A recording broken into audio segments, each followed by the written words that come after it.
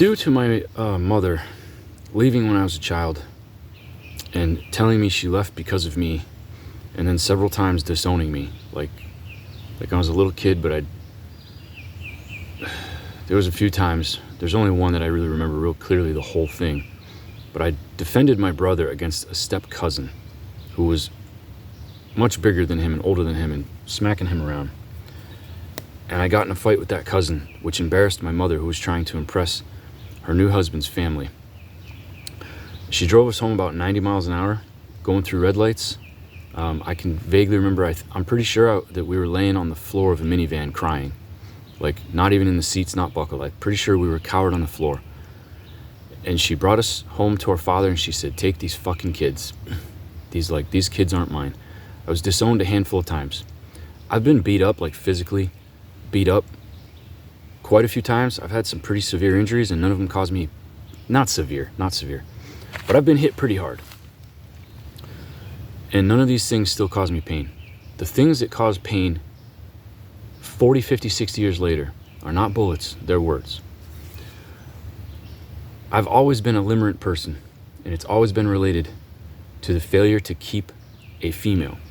Because as a child, I became convinced, the shade has been messing with me today.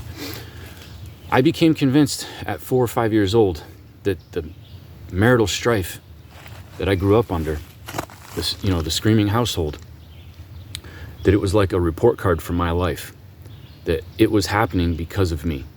So mom left. I said, "Mommy, why'd you leave?" She said, "I left because of you." Christ came into my life in 2005 when I was going to shoot myself over yet another failed relationship with somebody that I was extremely obsessed with possessing. And this was after the wake of my first marriage. So my first marriage was about 2 years long, and I had to throw her out. Like, I knew she was going to kill me. I had to throw her out. And because she was running around with other men and getting high all the time, and I couldn't stand the stress. So it was like, get out of my life. It's bad. You've made it bad enough that I'm ready to go and endure this breakup. I was sick for 8 months, physically sick for 8 months.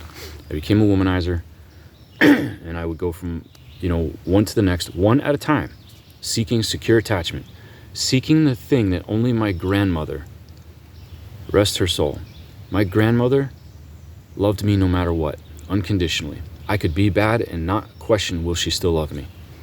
That was not the case with my mother. I was certain she didn't love me, no matter how good I tried to be. And I tried to be good. It didn't make a difference. Sometimes when I was bad, it didn't make a difference. When I was good, it didn't make a difference. It was fickle. It was related to her because of all her childhood trauma. And so in 2005, I was going to shoot myself. And God came to me as a fireball in the sky. And I knew that I was loved. I knew that there was a God. I had become an atheist so that my sins would go down easier with my conscience, so that living any way I wanted would go down smoother. I became an atheist out of convenience to pursue my lust. I didn't know that back then, but I know it now. And so the night that I was going to kill myself because I couldn't handle it anymore, it was over a woman. It was over a woman that I had broken up with because something had changed where there was a withdrawal. I was not having secure attachment anymore. And I knew that this was a cheating woman. So I broke up with her, but then I found out she'd been cheating on me anyway. And it was so destructive that the voices were saying, "You can't keep going like this. You can't keep doing this. You don't have the energy to keep going. Just get it over with. This is going to be your whole life. This pattern's going to be your whole life. Just get it over with. Just get it over with. Just kill yourself." I didn't want to die. I wanted to live. I wanted to have joy. I wanted to have glorious things. Glorious experiences. I wanted to have love. I wanted to have a secure attachment to a person who loved me as I truly was.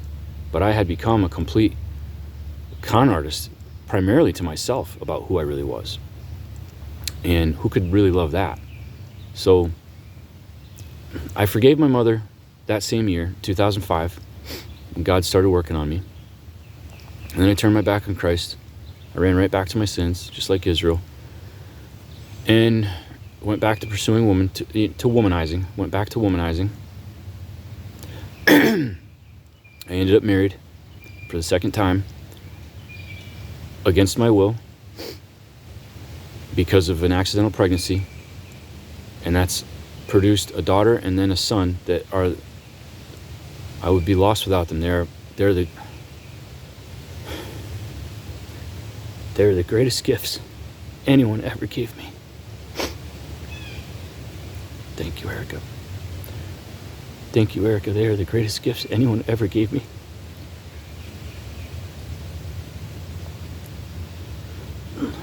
In the flesh, no one ever loved me quite so good as those kids.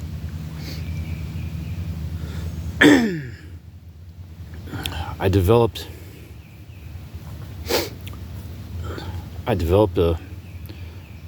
I have been a person with limerent obsessions my entire life. And it took until I was 44 for the words to be invented to describe what I've lived through.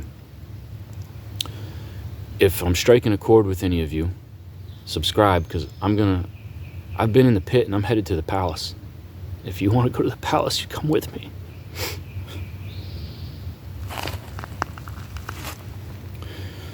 Subscribe and come with me. I know the way. I'll lead you there. I'll lead you to the one that can lead you there. Thank you, Lord. Thank you, Lord. I'm not worthy. Last night, I'm in the middle of my second divorce. Last night, the voices came back. There's guns all over the house. I don't want to die. I want joy. I want glory. I want peace. I want love. I want tenderness and kindness and connection and intimacy. Last night, the voices came back saying, you can't do this. You can't get through this again. This was really it was my worst night, and it's the transition where the kids are now living with mom. We're excellent co-parents. The kids are living with mom, and it's been the longest stretch where I haven't had them home at night, right next to me. And she had to endure that first, and I felt really bad because I know it was awful. It was awful. To let the kids stay in their school system, she endured. That's how much she loves them. She needed them for dear life, and she didn't take them out of school and disturb their routine and destabilize them. She didn't do that. She left and she endured all that pain so that they could have it smoother, even though she would have it harder. And I'm appreciating that now, because last night was the night that it really hit me. Like, I don't have my family anymore.